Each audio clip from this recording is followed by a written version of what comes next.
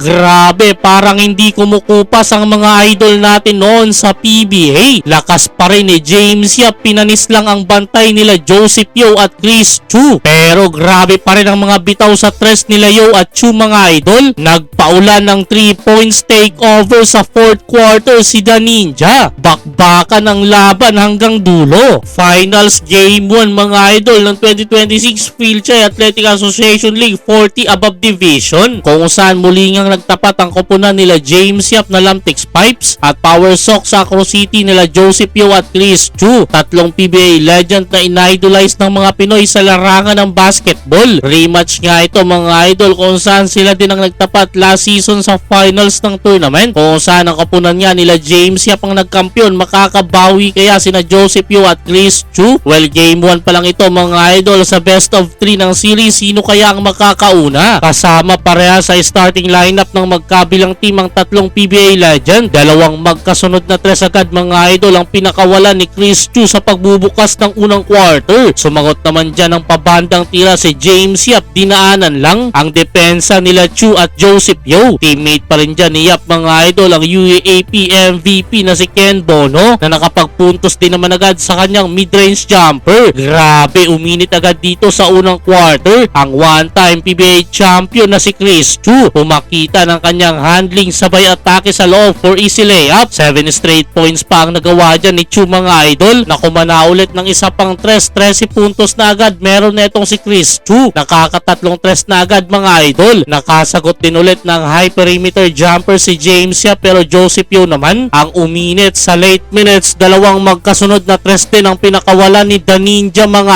idol. Well, hindi lang sina Chu at Yeo ang mainit sa labas para sa Power Sox sa Acro City. Randy Chua tres din at the buzzer na pangawakan nila ang 8 puntos na lamang end of first quarter, 25-17. Second quarter, tres na naman agad ang pinakawala ni Joseph Yeo. Another 2 points naman para kay James Yap sa kanyang 1-under shot. May kasama pang foul, kinumpleto ni Yap ang 3-point play na yan mga idol. Nagkakapisikala na, talsik sa play na ito si Chris Chu. Dumidikit na dyan ang Lamtex Pipes Ken Bono turnaround jumper. 2-man game, gandang assist ni Bono kay James Yap sa ilalim, pero inaalat si Yap sa labas, di pa nakakabuta sa tres mga idol. Samantala patuloy ang pagpuntos ni Chris Chu sa Acro City. Another layup na nasundan ng long 2-pointer. Nakapasabit naman ang foul si Joseph Yeo, pasok ang dalawang free throw. Lamang pa rin sila 5 mga idol. End of first half, 41-36. Third quarter, patuloy pa rin ang init ng outside shooting ng Acro City. Yun nga lang, parang may inindang injury si Chris Chu, paika-ika papuntang bench. Under 2 minutes, nakatabla na ang Lamtex Pipes mula sa 2 points ni Ragni 5 sa ilalim. Galing assist yan ni James Yap mga idol, hanggang sa nakuha na nila ang lead sa low post ni Big Game. Baliwala ang bantay ni Yeo, 49-47, pero may naging counter ang Acro City, 4-0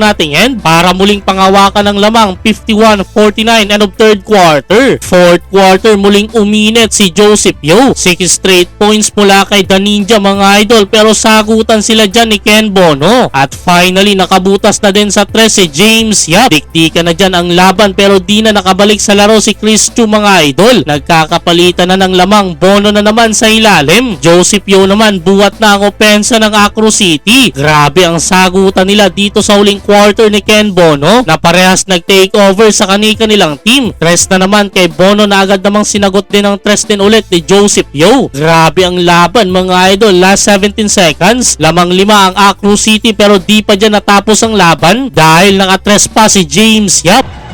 See here, they need the 3 to go to James Yap. Oh! Last possession, bumalik pa sa Lamtex Pipes ang bola. Last 10 seconds, 75-72. Chance pa sanang itabla ang laban, pero di na nagkaroon ng tira sina James Yap. Panalo sa Game 1 ang Acro City nila Joseph Yeo at Chris Chu.